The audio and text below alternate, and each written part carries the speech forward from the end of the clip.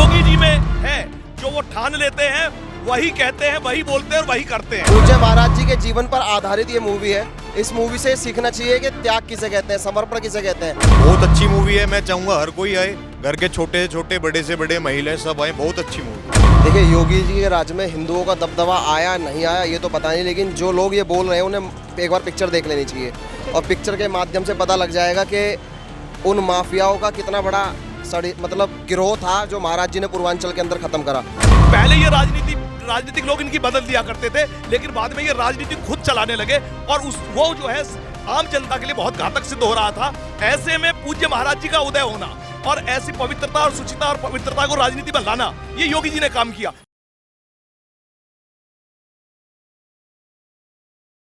नमस्कार, मैं आकाश कुमार और स्वागत है आपका हमारे चैनल ना उत्तर प्रदेश में। जिस तरीके से आप देख रहे हो हमारे बैकग्राउंड में मूवी हॉल है और अजय मूवी योगी आदित्यनाथ जी की मूवी 19 सितंबर को रिलीज हुई और इस 19 सितंबर को जो हमारे उत्तर प्रदेश के जो लोग हैं वो देखने आए हुए हैं और बात करते हैं इनसे कि आखिर में जो मूवी आई है ये मूवी कितनी महत्वपूर्ण है और क्यों देखनी चाहिए। नमस्कार सर, नाम क्या होगा आपका? मेरा नाम नगेंद्र प्रताप सिंह तोमर है। क्या लग रहा है इस मूवी को देखकर आपको, क्या देखने को मिला? यहाँ निश्चित रूप से प्रेरणा मिलनी चाहिए, लोगों को लेनी भी चाहिए कि जो हमने जीवन में जो ठाना है उसको हमें पूरा करना है। इससे एक तो ये प्रेरणा है, दूसरा मनसा वाचा कर्मणा, तीनों से, मन से, वचन से और कर्म से हमें एक होना चाहिए। ये नहीं है कि मन कुछ कह रहा है और हम बोल कुछ रहे हैं और कर कुछ रहे हैं। ये योगी जी में है, जो वो ठान लेते हैं वही कहते हैं, वही बोलते हैं और वही करते हैं। अगर हमारी ऑडियंस देखना चाहे तो आपको लगता है कि मूवी बोरिंग थी? ना इसे बोरिंग कह सकते हैं, ना इसे मनोरंजन का साधन कह सकते हैं। पूज्य महाराज जी के जीवन पर आधारित ये मूवी है। इस मूवी से सीखना चाहिए कि त्याग किसे कहते हैं, समर्पण किसे कहते हैं। ये जो हमारे भाई बंधु जो सोए हुए हैं, ये उन्हें जगाने का एक नया तरीका है। जिस चीज़ को आप देख रहे हैं ये सच्चाई आपको भी पता है और हमें भी पता है।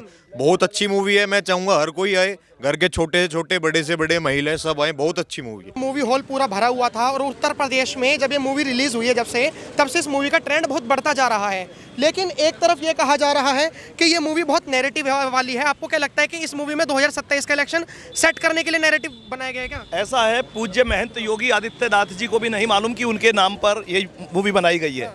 जिसने बनाई वो मनोरंजन की दृष्टि से बनाई। दूसरा यह है कि जो हम पूज्य योगी आदित्यनाथ जी का जो मैसेज है वो देने का प्रयास किया है, जो उनका राष्ट्रवाद का मैसेज है और जो धर्म को लेकर के उनकी लड़ाई है और जो माफिया गुंडों तत्वों के विरुद्ध उनका वो है प्रण कि वो समूल नाश होना चाहिए, उसको लेकर के है। लेकिन जरूरी नहीं है कि पूरी तरीके से पूरी महाराज जी के पर आधारित थी, ऐसा नहीं है। इसको एक डायरेक्टर ने उसे अपने हिसाब से एक उसमें मनोरंजन का वो भी तड़का देने के लिए बहुत ही तथ्यों से थोड़ा छेड़छाड़ भी की गई है। ऐसा नहीं है कि सारा कुछ तथ्य से जोड़ दिए गए हैं। जैसे डुमरियागंज को जोड़ दिया गया है, उसको हटा दिया गया है, मऊ के दंगे को, वो उस तरीके से बहुत सारा और बहुत सारे जो उस वक्त के माफिया थे, चाहे वो हरिशंकर तिवारी हों, चाहे वो ये अपने मऊ के हों, चाहे सारी बंधु हों, चाहे वो उधर प्रयागराज के हों, ये सारे के सारे जो माफिया तंत्र थे जो पूरी तरीके से जकड़ा हुआ था और राजनीति को इन्होंने कैप्चर किया हुआ था। पहले ये राजनीतिक लोग इनकी बदल दिया करते थे, लेकिन बाद में ये राजनीति खुद चलाने लगे और वो जो है आम जनता के लिए बहुत घातक सिद्ध हो रहा था।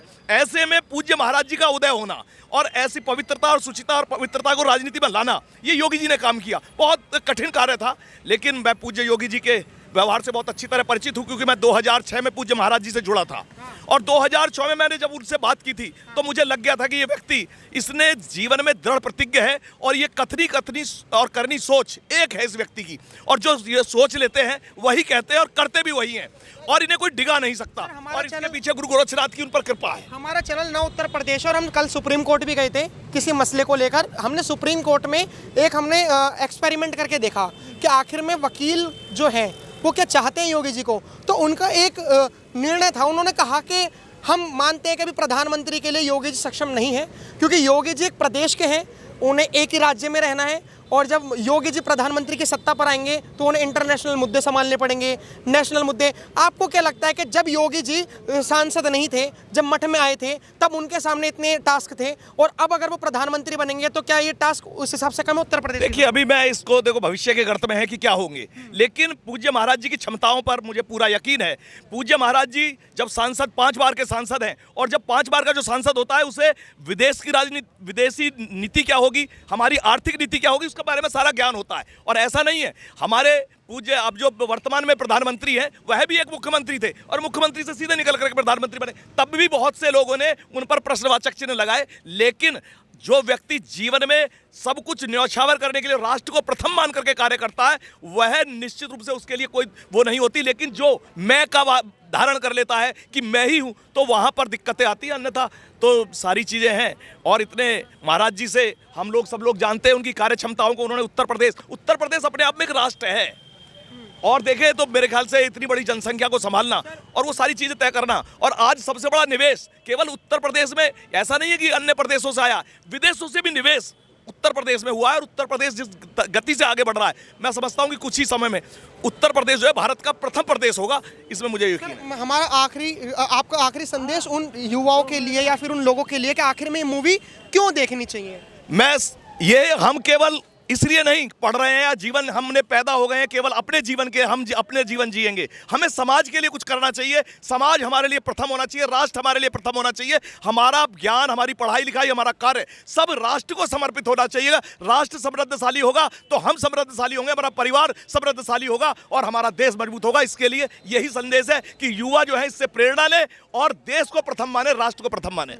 आपको क्या लगता है सर, ये मूवी क्यों देखनी चाहिए लोगों को?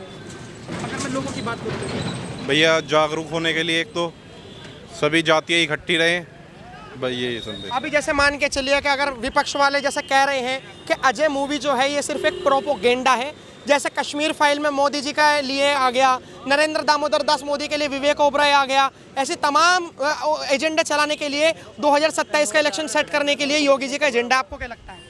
भैया, इनकी तो राजनीति ही महाराज जी के ऊपर चल रही है। ये तो महाराज जी को बदनाम करना चाहते हैं, इसके अलावा इनके पास कुछ काम नहीं है। ये आपको क्या लगता है कि योगी जी ने, जो आपसे आखिरी सवाल करूंगा, योगी जी से जो गुंडा राज जो दिखाया गया है मूवी में कि योगी जी ने माफिया राज को मट्टी में मिलाने का काम करा है, तो एक तरफ वो लोग कह रहे हैं कि ये जो हिंदू लोग हैं, ये जो वो कंस्ट्रक्शन का काम करते हैं, ठेकेदारी का काम करते हैं, ये इनका दबदबा आ गया। आपको ये लगता है दबदबा आ गया हिंदुओं का योगी जी के राज में?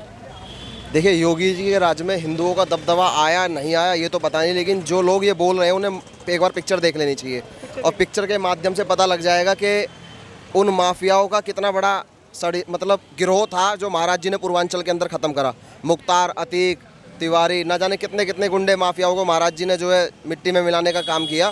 तो ये उन्हीं लोगों के पेट का दर्द है जो अभी माफिया बनने की लिस्ट में हैं। उनसे कह देना चाहता हूँ आपके माध्यम से कि माफियागिरी ना दिखाएं, चुपचाप एक शानदार जीवन जिए एक सभ्य नागरिक की तरह।